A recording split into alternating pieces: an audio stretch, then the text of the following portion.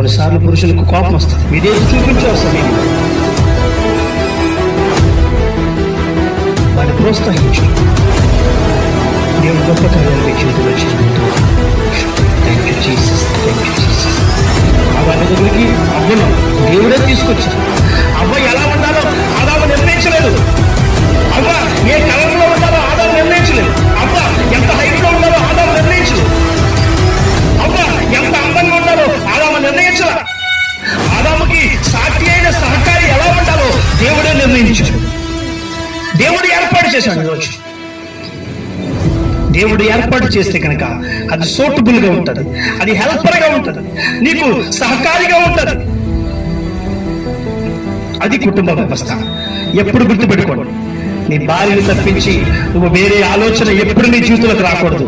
అది వచ్చిన రోజుని నీ జీవితంలో దుష్టుడు ప్రవేశిస్తాడు. నీ ప్రార్థన ఫలించదు, నీ కుటుంబం ఆశీర్వాదాలు పోతాయి, దుష్టుడు సమస్తాన్ని దొంగిలిస్తాడు, చాలా నష్టం కలుగుతుంది నీ జీవితంలో. మరోసారి స్త్రీలు కూడా గుర్తుపెట్టుకో, నీ భర్తకు దాటి వేరే ఆలోచనలు వేరే మార్గాన్ని జీవితంలోకి వచ్చేయండి. ఖచ్చితంగా నీ కుటుంబం పాడైపోతారు, నీ పిల్లలు పాడైపోతారు, నీ జీవితం చెదిరిపోద్ది. ఆ శాపము ఆ పాపము నీ కుటుంబాన్ని పట్టుకుంటాడు. కుటుంబ వ్యవస్థ దేవుడు ఏర్పాటు చేశాడు, తనతో పోల్చుకున్నాడు, సంఘంతో పోల్చాడు కుటుంబాన్ని. అది కుటుంబం అంటే పిల్లలు లోబడాలి, తల్లిదండ్రులు లోబడాలి, వివాహ విషయంలో లోబడాలి. నీ ఇష్టం వచ్చిన నిర్ణయాలు తీసుకోవడానికి వీలేదు.